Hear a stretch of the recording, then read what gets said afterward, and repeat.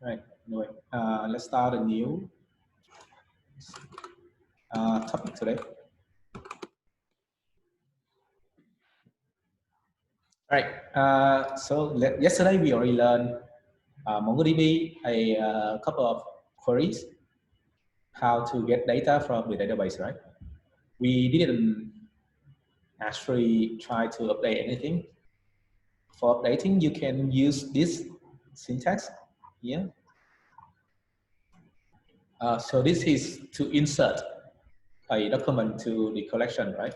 So for example, db.collection to do, we insert a document here. In this document, we have to do this commit and due date. Or if you want to update a document, you can try this one, db.collections.update one. The first argument will be the future condition, just like how the file and file one. Okay. The second argument will be the whatever we want to update. For example, we want to update set here is the operator, and we want to update this field here to true. Okay. So that's for the Mongo. I didn't include these exercise to the list here because we are using the same database. If you guys change something, the other people will not see. The other people database will be changed as well. The question is: there a way to quickly and effectively input a large amount of data into the database? You can, if you want to insert a list of documents, you can use insert many. Here we go. You can use something like this. db dot, for example, to do's dot insert many. So here inside this an array, you want to insert a list of documents, not just one. Okay. Or if you want to kind of like import and export, you can do something like this. Where is it? Sorry.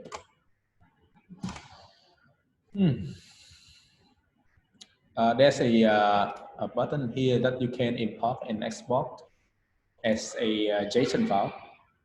For example, I connect to my local.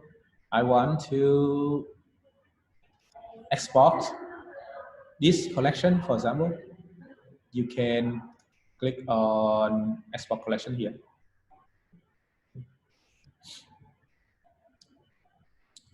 Export, you can define the condition, or you can export the full collection. And you can also select the field that you want to export.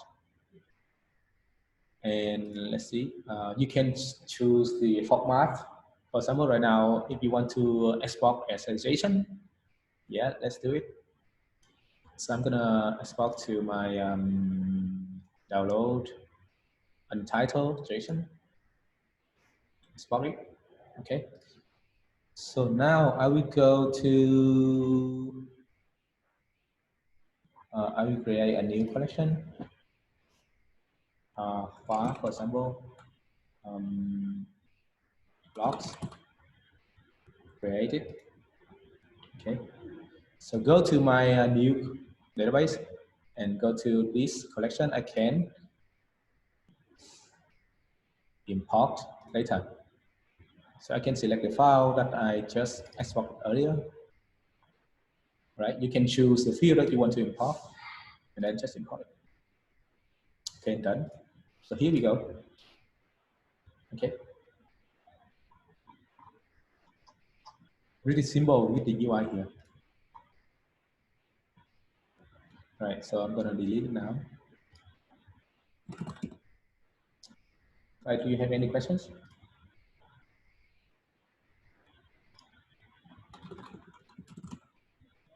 No?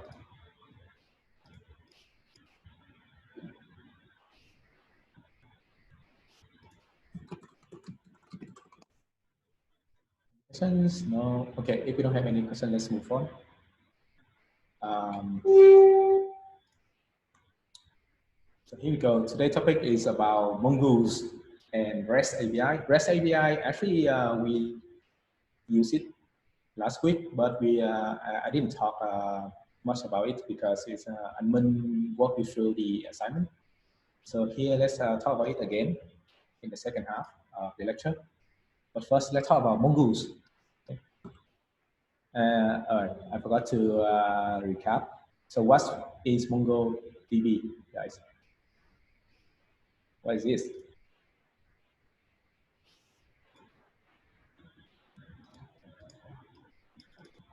What's MongoDB?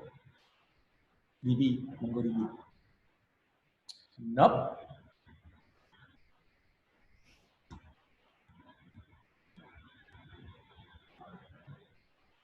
A database system. It's actually a system. Database is kind of like a file or a bunch of files, but here's a kind of like a management system, database management system, rather than a database, right? Okay. And what's it good at? This question is kind of like very broad. So MongoDB actually we have a bunch of functions that allow us to use CRUD operations for our database. Okay. So we can create, update, read, and delete. Oh, sorry. Yeah. And you can have more function that helps you to filter or select a certain document that you want, right? Just like file, or you can have more advanced queries, which you will have to explore on your own. So that's called iterations, transactions, something like that. And MongoDB is very good at scaling horizontally, means you can add more collection into your database at ease. Just do what I just did just now. You can import it very easy, right? For SQL, it's harder because there's something called relationship. It's very strict in SQL. So what are the next questions? What are the two arguments in a file query?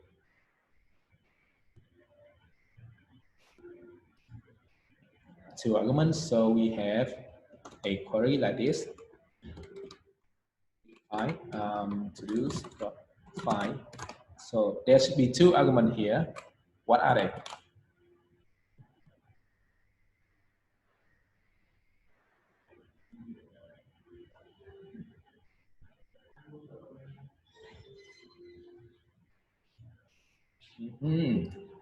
What are the two arguments? Where we? First one is no. The first one is the filter. It's a filter. The second is the projection. Yeah, filter.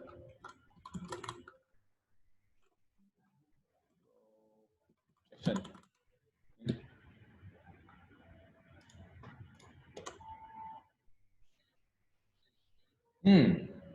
So how do you query a nested array, like object inside array, or an element inside array?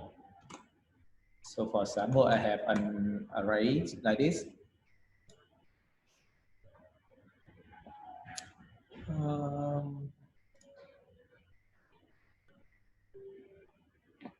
Hang on.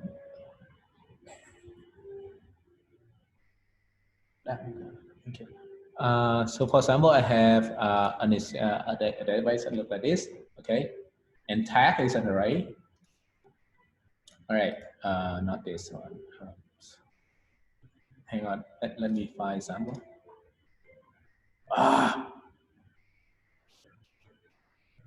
Sorry guys, too much. Okay, so if I have an array like this, it's an array, right? Tokens is an array. If I want to find the document that have this value. So there are two questions: object inside array, or just a string or number inside array. Okay. So there are two cases. So for this one, it's a string, an array of string. To find it, we can just we can use element match, sorry, something like this, or element. I just forgot. That's that one. Or you can say token. Yeah. So you can say something like token in is fine.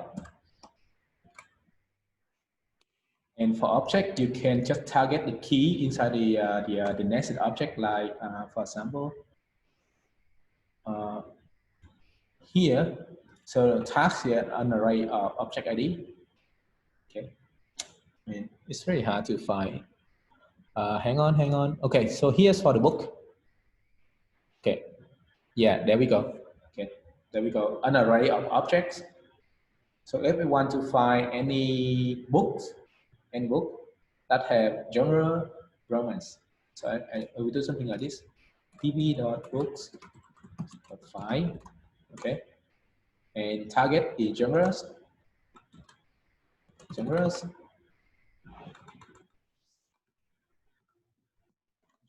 then I want to find the field genre inside genres. All right, dot genre. Okay, and the value will be romance. Oh. So that's how we query an embedded array, object inside arrays. Sorry.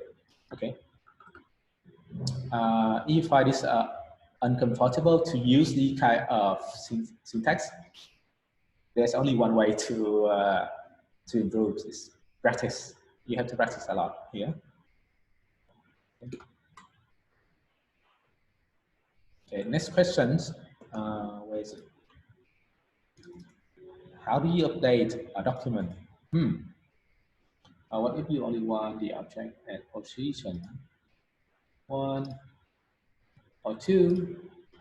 Okay, there's a syntax for us. Let's say, here we go. One place here. Where is it?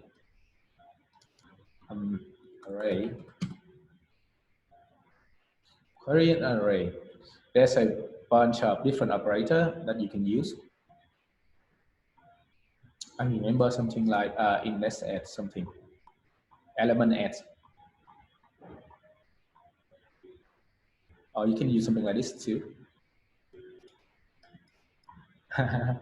Here. Cool. Just dot it. Very simple. Okay.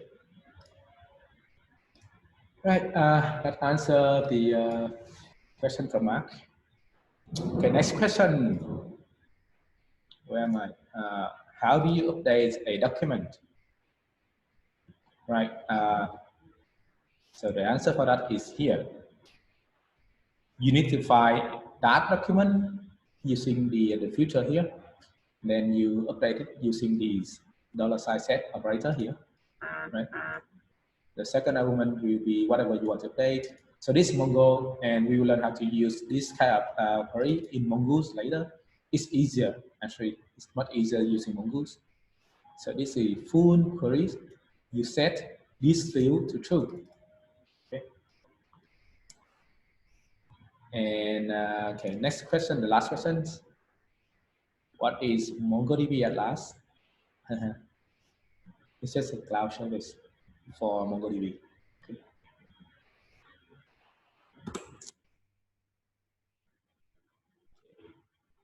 So let's talk about Mongoose here. All right. Do you have any questions about the topic that we talked yesterday? So you had one day to review everything now, right? So do you have anything that's unclear? Which part are you struggling with? No.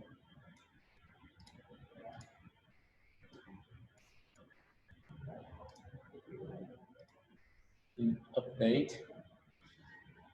The first argument to do learn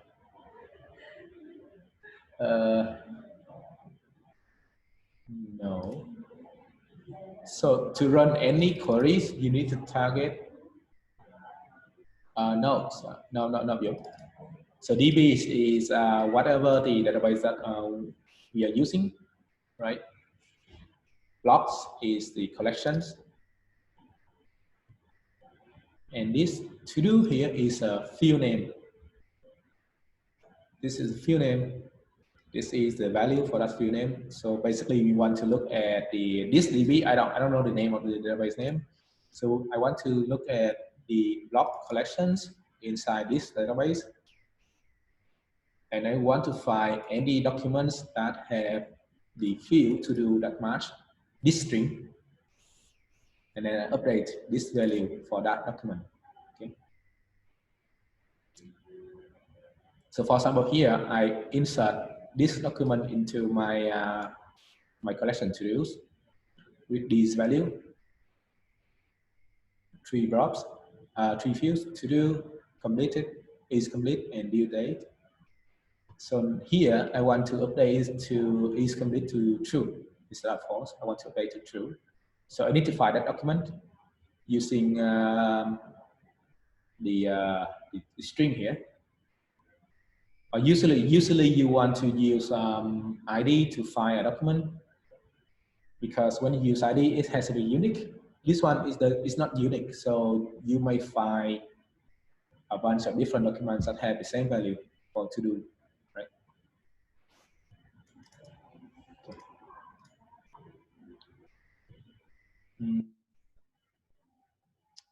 All right. Any other questions?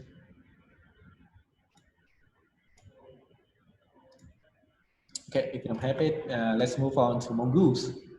All right, MongoDB is very hard to remember the syntax, right? There's a lot of different operators, different way to write queries, which makes it's very hard to remember and use, because for a complicated queries, you may see so many curly braces like this.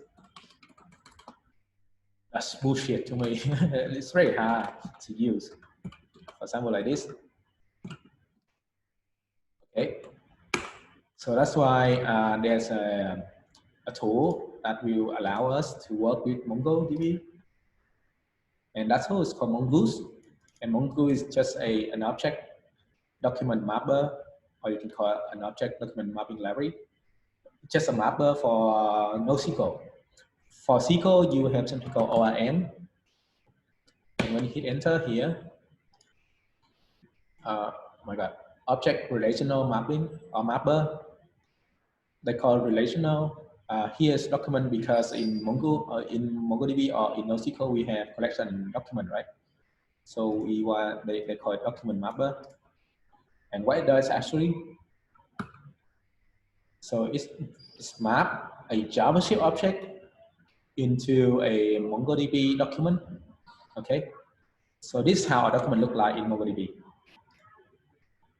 There we go. So this is how it actually look like. Okay, let me zoom in. All right. So this is how a document looks like in our database, right? And Mongoose will allow us to use to convert or to map a JavaScript object into this kind of object. Okay, this one. We don't have to do it manually. Mongoose will do it first. Okay, here's a couple of reasons why we use Mongoose. It's simple comparing to MongoDB, right? Similar comparing to MongoDB, and it like help you shorten the time for development, so you don't have to remember or making mistake with these how do you say curly braces, right? When you have a complicated queries, so you can have more time to concentrate on the logic instead of the syntax. And there's a bunch of different features for Mongoose. So you can have something called schema and model. Actually, schema and model, they are like schema is a core of the model. So basically, just call it model, call it model. Schema and model.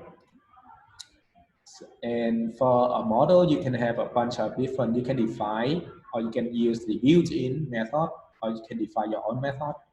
For models, you can, the method can be can be used for query, can be used for validation, or it could be also a middleware.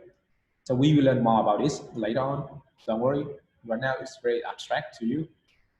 But basically, you can use a bunch of built-in method to help you deal with the CRUD operation, or you can define your own function and method to do that, right? So that we can reuse them. We don't have to write the query again and again and again. So that's the purpose of a mapper. It's the same in SQL database. So here's an example of using MongoDB and pure MongoDB and Mongoose. Okay, so this is a JavaScript code for using MongoDB, right? It's a little bit different from the code in the terminal here, right? Just a little bit different. Basically, they're the same though. Okay, so we target the database, we target the collections user, and then we insert one, and we can have a field name as password, right? This is very simple.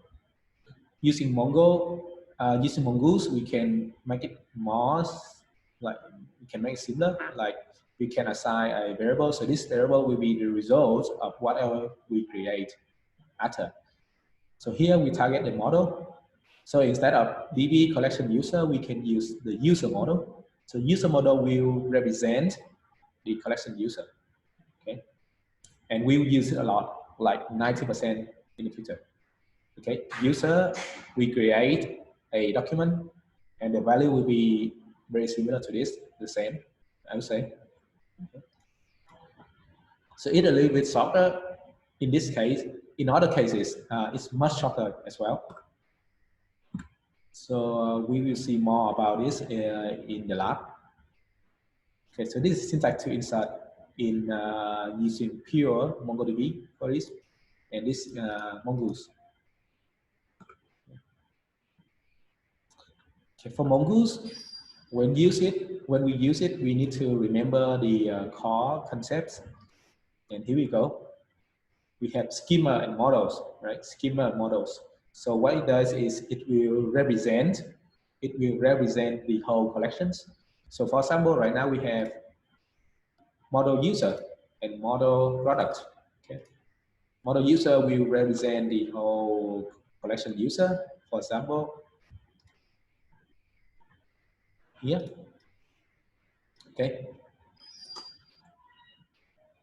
As well as the product. For instances here, it will represent a single document, So model will be the whole list. The whole thing here will be models, and each document here will be an instance, right? An instance. So the syntax here is very similar. I already talked about this on Tuesday last week. So it's something called, so for example, I will create class person. Remember something like this, right? And then I will cause will be an instance of person, right? So is kind of like a document of the whole collection person here, right? That's why I introduced to you guys this concept on the first day of the backend module. Okay, and the last one will be queries. Queries mean you can find. So in MongoDB, you do something like this: db.todos.find something, right? In Mongoose, you can make it similar by using this user.find. So it will be something like this. Sorry, user dot file, right? Short, a little bit shorter, and you can use other method. For example, file one or create. Right? So this is a custom method. It will try to find a document. If it cannot find, it will create a new one. So this is a custom method you can create by on your own. Okay, it's not there by default. You have to create. So that's the queries. So you have schema and model, which presents the collections. You have the instances, which present a document. You have queries. Basically, queries here is a bunch of methods. It could be built-in or it could be custom, right? So abstract. Don't worry, we will get it eventually. So question here. So if we want to create a custom function, do we have to call the search function to their built-in function? The search functions. What is search function?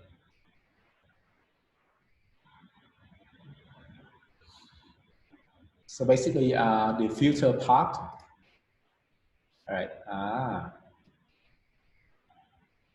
Yeah. So it's gonna be like this. For example, right now you're not gonna use it though, but just in case. So this is a custom method. So any argument inside here you can define or you can custom it. So basically, this is a function. It's just a function, right? And the function under the behind the scene, it will try to user.find, and it could be something like this. ID will be 43, for example.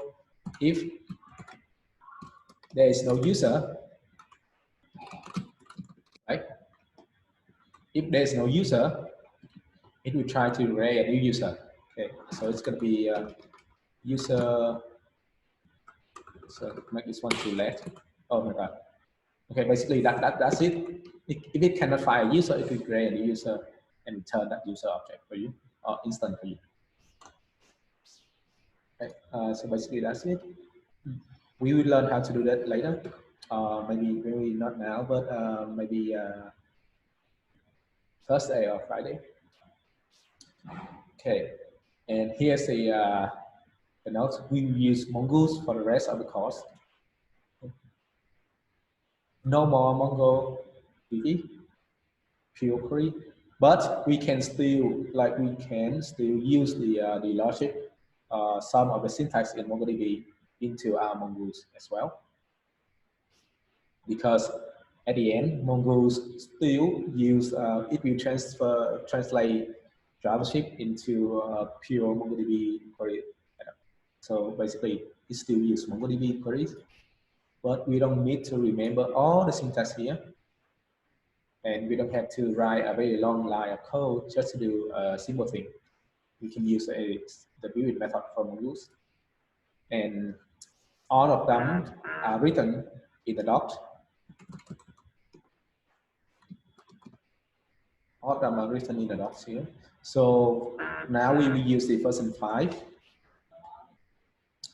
And the guy here is easier to read compared to the MongoDB. So I'm going to send you this link. Okay. I'm going to send you guys this link.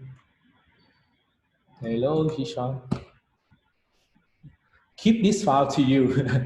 Okay, keep this link to you. Keep it always open. We use it a lot. Right. So that we will learn how to implement Mongoose into our Node.js application. It's very simple, but here's a very simple code. So we will need to install Mongoose, right? Just like other libraries, we need to install them.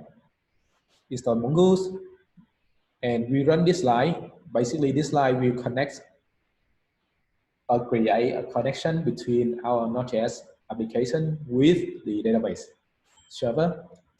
Okay, connect. to this string. This is going to be your connection string, right? So on localhost, you don't need to provide username and password. But if you want to use a cloud service, just like Atlas, you need to provide username and then password and then the host. Right? And here's how you define a model, kind of like a collections doc. You can call them doc. So here's convention. The name of the model. Yes, you have to start the MongoDB server first. If you want to use the local host as your database, okay. If you don't want, you can use a cloud, and then you don't need to start your MongoDB server at all. Okay, next. So this slide we define a model. We will learn how to. So this is a very simple model. We will learn how to make a little bit more complicated model in the lab. So basically, we use the Mongose here. We create a model by using dot model here. And then this one is the name of the model. And this one we define the rules for that model. For example, this model only have one field. This collection have a list of documents, right? But these documents only have one field, which is name. And the name has to be a string. Dot. All right. So here's the rules. Yeah, I will explain it right now.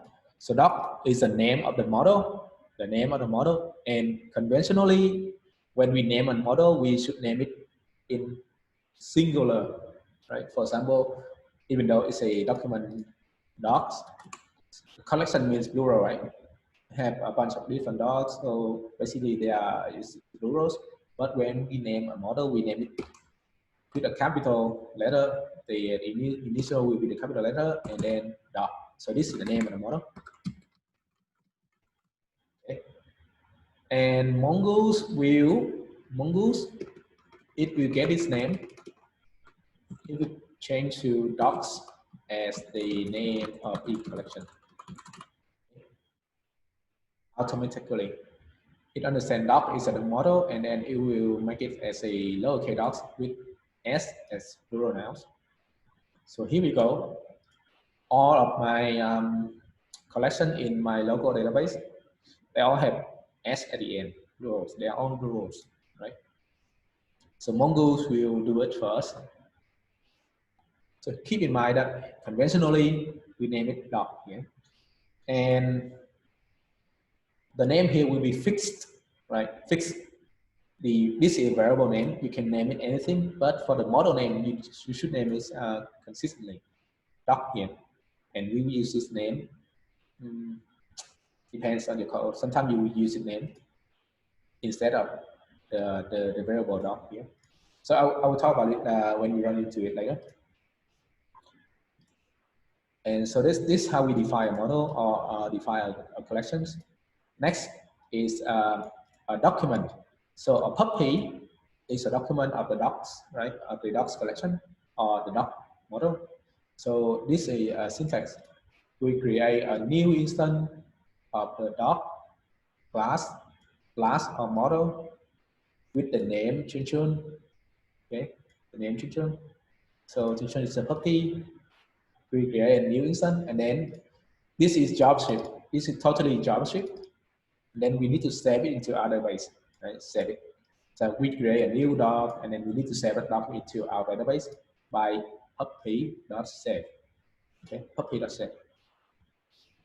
And save here is a method belong to the document, to the model that the instance can inherit and use it. Okay, puppy.save. And then after you save, you can do something else, whatever you want. So .then, and you can select both, which means successfully saved. Okay. This is the most basic syntax for using Mongose. So so in our code for this call, we're not going to use .then because we're going to use asynchronous async and await instead of and then catch. Okay. You can use of the Android cards, but so right now, from now, actually not from now, from last year or the year before, when as ES6 got popular, it is recommended to use async and await to keep the code cleaner and easier to read. Okay. So we will try to go with that convention, async and await. Okay, any question with this? Here's a better explanation. So connect our application with Mongo, and then define the doc model or the doc collections. Collections mean something in your database. Model means something in your code, in your application. Okay. And we create, doc is the collection name. We create a new document, or we create a new instance. You can call it anything you want. A collection is a set within a database. Yes. So when we refer to collection, that means we refer to the database. And when we talk about model, which means we are talking about applications, our code, not the database. So you have a DB with, you could have a DB with models, cat and dog. Yeah, of course. You can have const doc equal mongoose model doc here. And if you want to have another collection, you can say const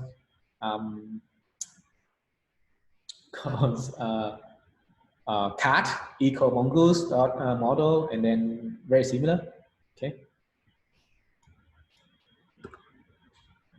And so that's it for mongoose. So it's one database with two separate model. Yeah. So take a look at here. One database, right? One database logs, which have a different collections. Okay, 1, 2, 3, 4, 5 collections. So which means I have 5 models in my database, in my code. Right, so that's it for Mongoose. Right, do you have any question about the theory? The theory. Don't worry about the code. We will dive deep into the code later. Just get the general idea of what's model, what is instance, what is queries, and yeah. So this is just theory. If you want to understand theory, you need to practice the code and run into problem. By then you will appreciate this ODM, right? So the philosophy here is that we will learn everything manually, and then we will learn something that will help us to do the same thing, which is much faster and simpler. So that's how we can appreciate the tool, rather than learning the tool in the first day and we have no idea what it does actually. So talking about the models, so we talk about MVC, right? We know view and we know controller. Now we are learning models. Oh no, and this is our model. Sorry, okay, and this is our model in MVC. So this is our model. Okay, model. It's very important. And as we know earlier, model will contain most of the logic that belongs to the database. So it includes the code operation logic. Right? Before we write something, before we create a document, we want to do something else. So these are the function that belongs to the model. So for example, before we create a user, for example, Khoa, let's say, let's take a look at my document here. So before creating a user or a document in the user collection, which have this email, what do I have to do first? Usually you only have one document per email, right? So one user per email. address. So before I create a new document, I need to check whether that email address exists in my collection. And if it's not exist, it doesn't exist, I can create a new one. If it already exists, I will throw maybe an error, say duplicate email or email or exists in the database. Please choose a different email, something like that. So those logic actually belong to the model. It's not just simply adding new document. We need to do something else before we actually adding a new document. And that's it.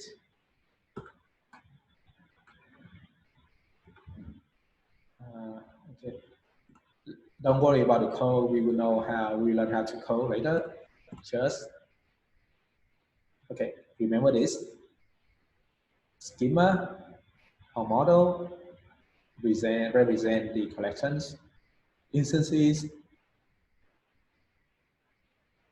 or doc represent the document inside our database. Sometimes we call this doc. I don't know which the collection it is, so sometimes I call it docs. So user here is a document, or user here is an instance. Right? So query is basically a bunch of built-in method or customized method. We do something. For example, file here, we'll find a document or a set of documents that match the condition. The name set all file, or file one, or file many, or file by ID. Maybe you can define a custom method, file by emails, for example. That's totally fine. As long as you name the name should make sense. You can tell whatever happened behind the scenes. Okay. So, do you guys have any question about the model, the Mongose?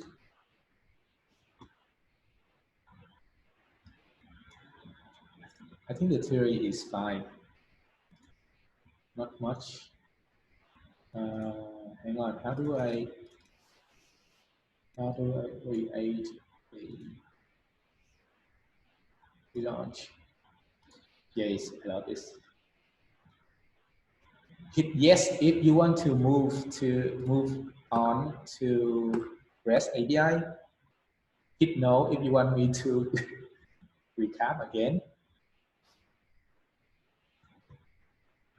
Don't worry about the code, the syntax. You will get it eventually in the lab, so don't worry too much about it. All right, it was yes. Okay, so let's move on to the REST API. It's just theory again. So what is REST API? Anyone knows? What is REST API? Where's my mouse? REST or RESTful API?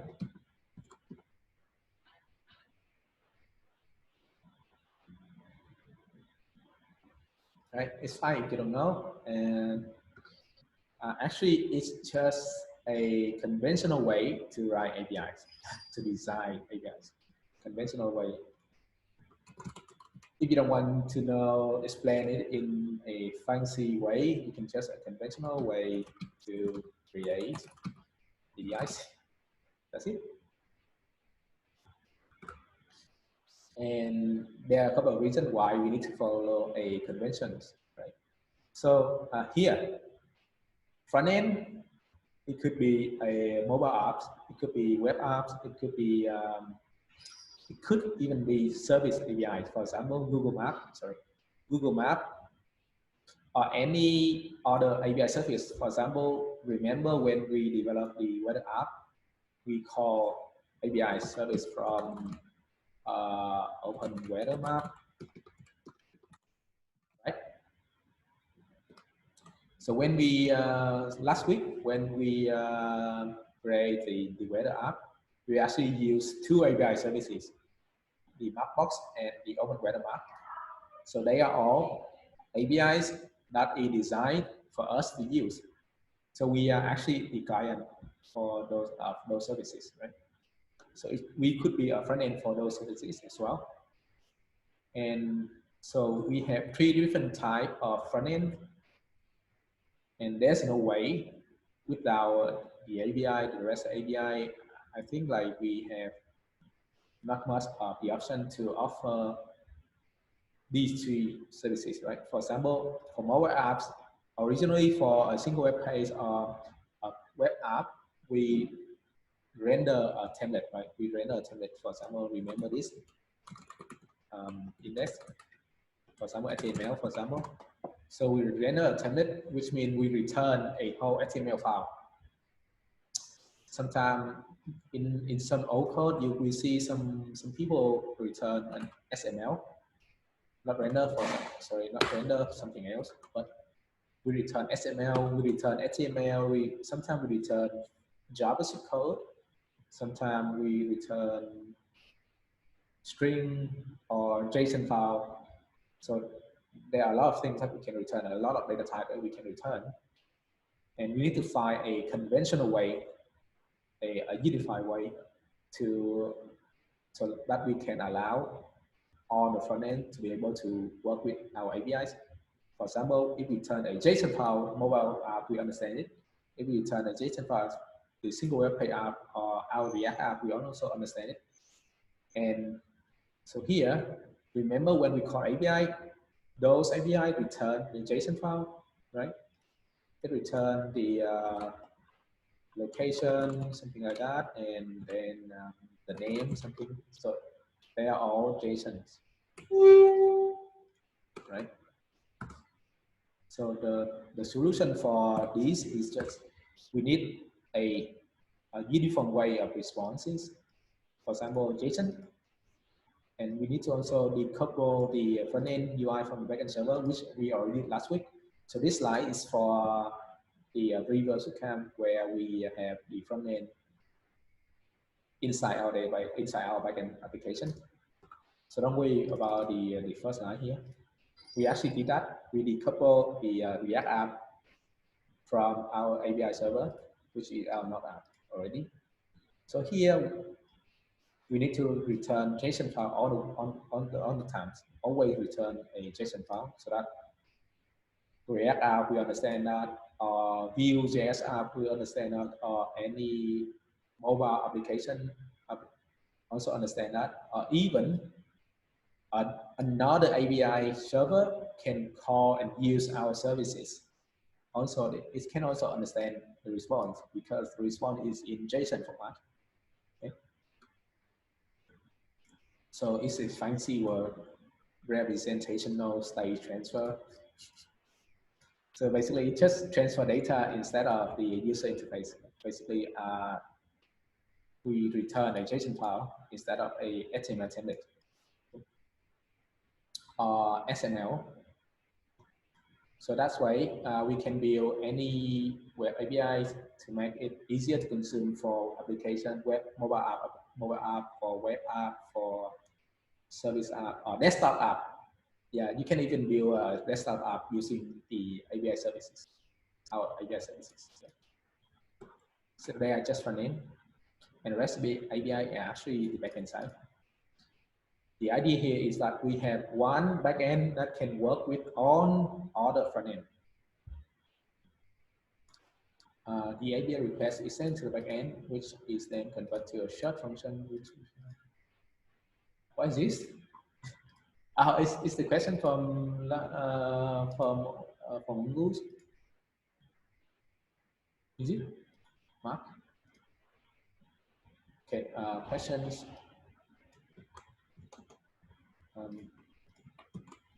API request is sent to the backend, which is then converted to a search function, which will find value in the database and then we select the test. Yep. Okay. Yes. Yeah.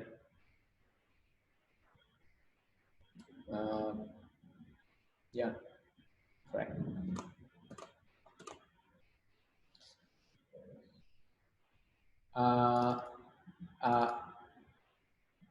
It's API. I'm not sure if you write it as a RESTful API or not, but there's a rules, and we see in the next couple of slides. Okay.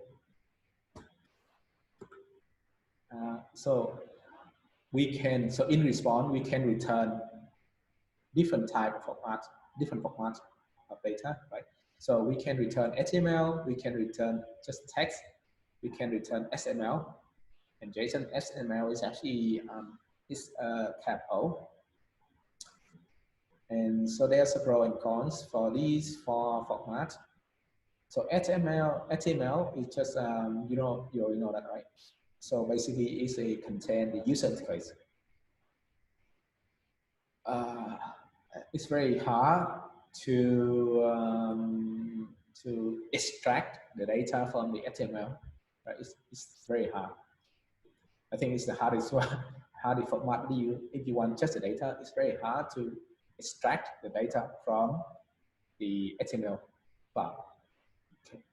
And for plain text, it's it's very easy. There's no UI at all. It's just strings, and there's actually no data structure because it's just strings. There's there's no array. There's no objects.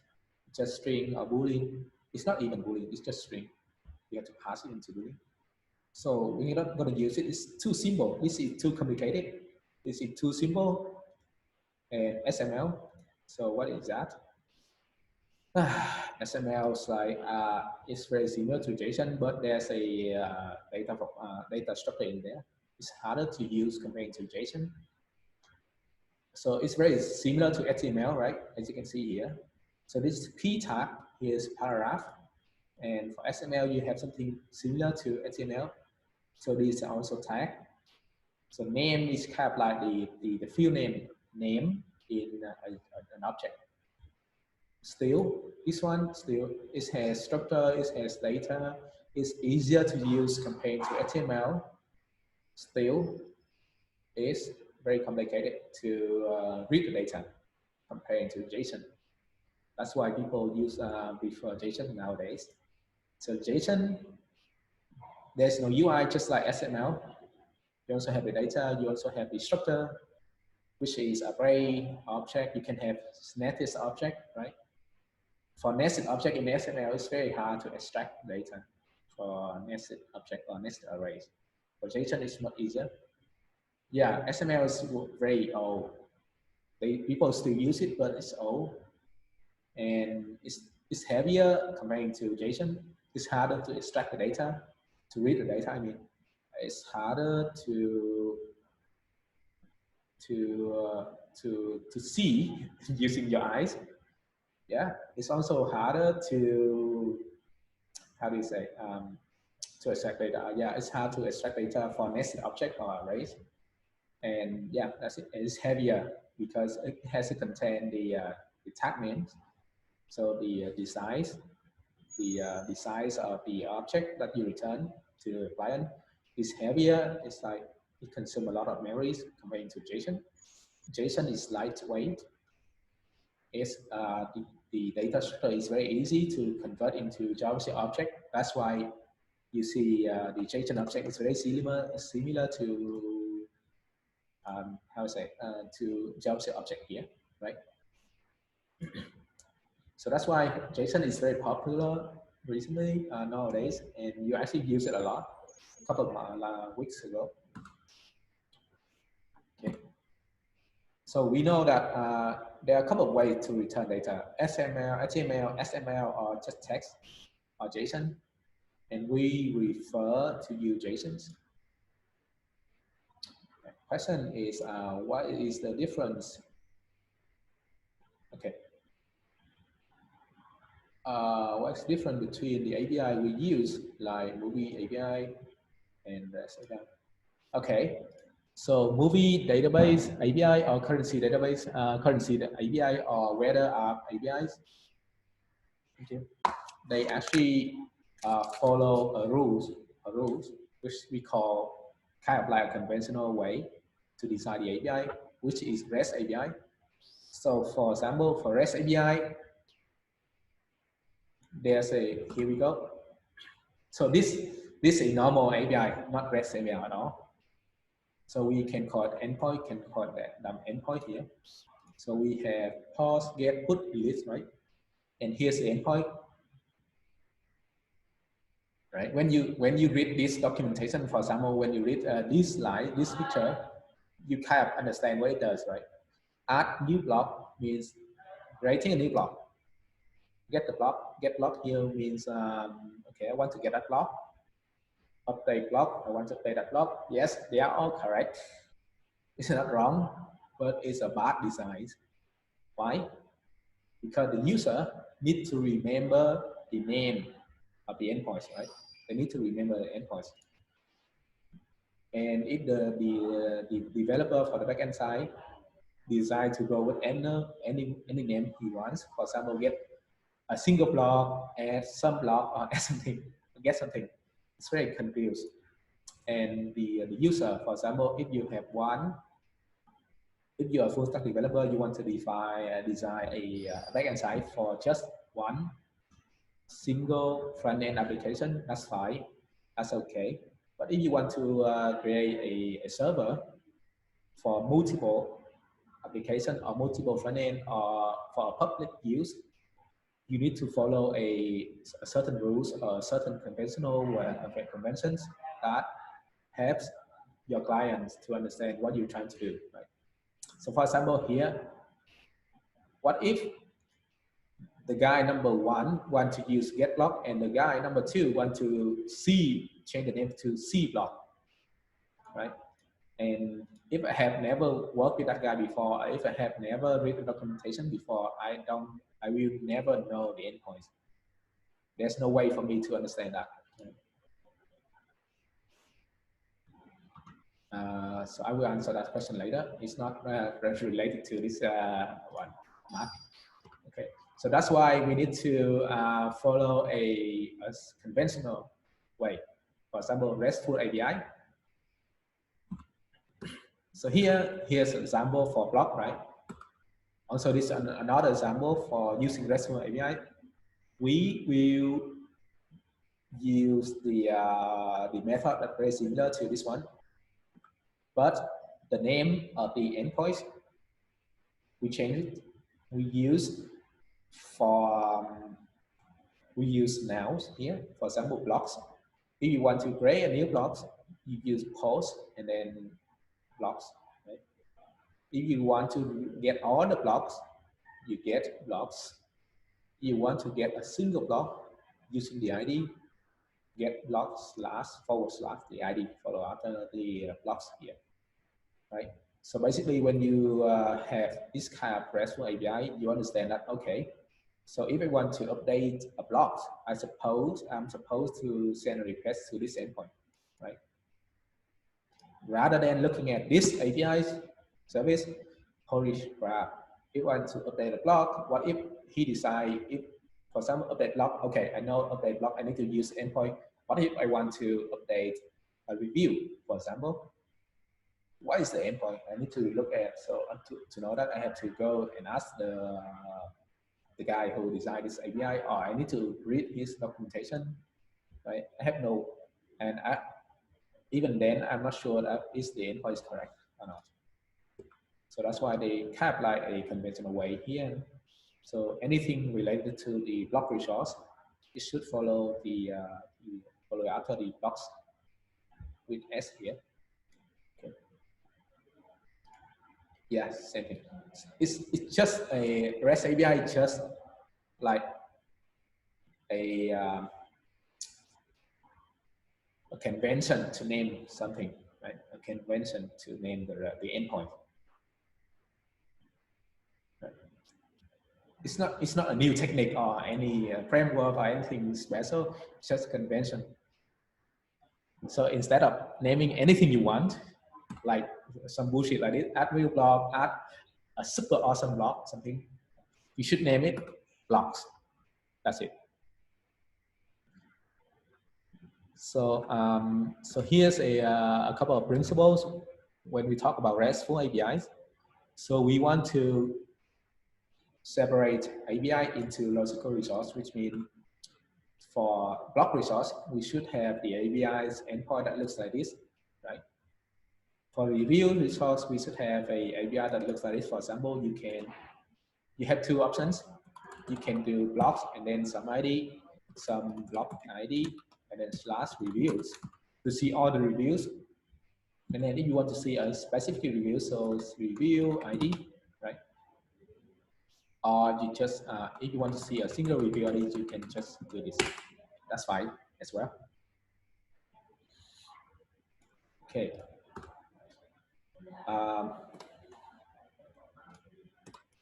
Expose structure and resource space URL. Same thing is very similar to this one. We separate them into groups or browse, right? As well as if you want to see, if you see blocks here, you expect to have like, you kind of like expect and what you expected to see receive in return. So, for example, if I want to send a GET request to here, this endpoint, I expect to see a block or a list of blocks, right? Nothing else. Here we go. Expose structure. So you also have stylist interactions, means and any request or any state should be handled on the client, not the server. The server should not remember anything, right? So just like a guy coming to your house, say, okay, give me the information, the detailed information. This is very hard to explain. Okay, stays here. What does it mean? Stays here. So these three points very close to each other, So here we go. Stays here is kind of like stays on your React app, right? It's very similar. And for our backend side to respond or to return the information, we need to know a certain information. For example, if you want to see a block here, and so basically this is the ID on my block. For example, this is my block ID. If you want to see this block, depending on your app, right? Whether or not you're the owner of that block, or are you allowed to see that block? And to figure out if you are allowed to see that block, the backend side needs some kind of information to validate the user, the current user, the one who is sending the request. So I will call it current user. So if the current user is not the owner of that block, I don't allow that person to see the block or to update the block, to delete the block, right? And to know that, I need a certain information to validate that user. And these information need to be sent for in each request, right? Meaning the backend side should never have to remember the previous request. Can't understand it. It's very a little bit abstract. So basically, backend side, whatever you give it, it will respond. That's it. It never remember the previous request at all. So there are reasons for that. So that will allow the backend to scale. Right? For example, if it has to handle 1,000 requests, 1,000 users, or 1,000,000 users, if the backend side has to remember all the previous requests, there's no way to scale at all. It's very hard. It's very costly to scale up your business, your application. Okay. And most of the state should be handled on the client side to avoid the stress or the load, the heavy load on the user, on the server. It will keep the server safe. And this kind of like abstract, but we will understand it eventually when we move on in the course. Okay, I know this one is very abstract. All right, so that's it for the theory for REST API. And don't worry too much about it. It's very simple. It sounds complicated, but it's simple in practice. All right. Do you have any questions? What time is it? Oh, it's still early. Okay. So do you have any questions?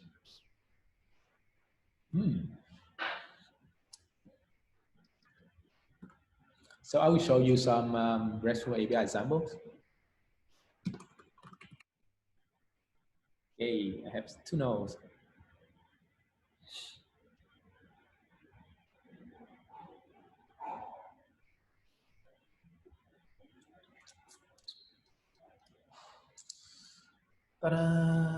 For example, the block here.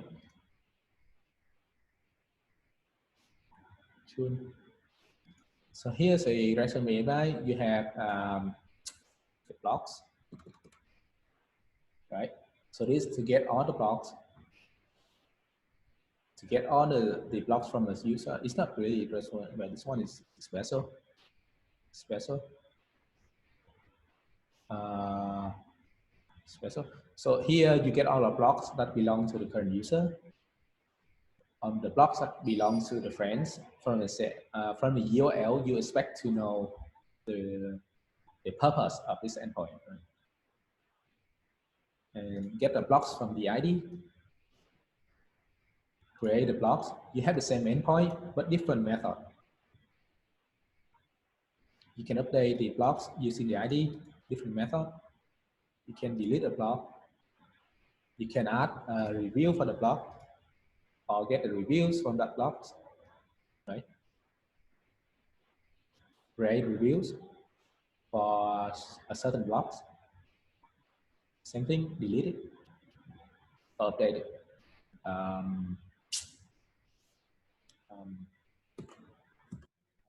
Block ID.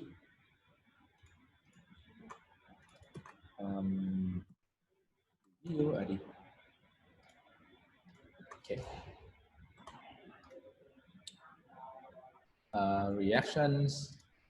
This one is a special endpoint, don't worry. Adding friends, very similar, right? Okay. So the idea here is that you should name your endpoint consistently so that the user, the client or the front end understand, kind of like grasp the idea of what's happened for that inside that endpoint, what they expect to see in return, something like that, right?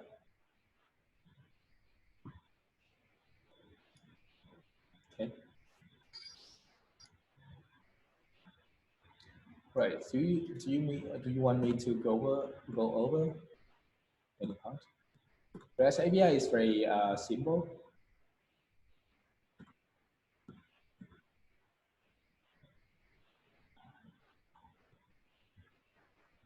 No?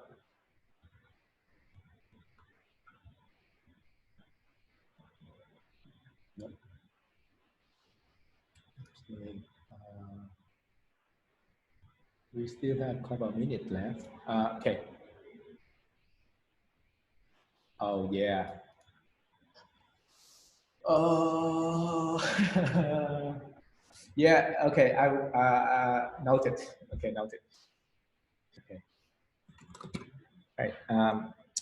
Anyway, let's first finish today lab, and then I will let you guys. There's actually no extra homework for today. The homework will be finished yesterday assignment, or keep working on yesterday assignment. And if you have time, you can work on your portfolio. It's not. Yeah, just the conventions. All right, we still have a couple of minutes. So I want you guys to prepare for the afternoon lab, which um, okay, right now,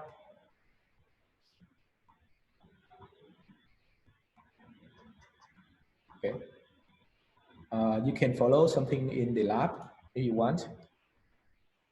So this instruction here, I actually didn't use express generator, but if you use express generator, you don't have to worry about this at all. It's already inside your app.js. So you don't have to do Myson tree. So Myson tree is not, so you don't have to do Myson tree. You do Myson 4. 1, 2, 1, 2, and 4. Okay. 3 is usually inside your arm purchase. You don't have to do that. Okay. So to save time, you can do express. You can create a new express app using the generator and then go to have a break or have lunch and then come back at 1:30 so that we can work on the lab here. It's not long, it's kind of short, just the basic, showing you how to create models, show you how to perform a very simple word operation. Okay. We will get more complicated as we go on. Right. Okay. Cool. Okay, do you want to take a break now? Yes, yes, yes, yes, yes, yes. Me too. Okay. Right. Okay, guys. So let's take a break and come back at 1:30. I will see you then. Have a good lunch. I'm gonna stop and record this, upload it.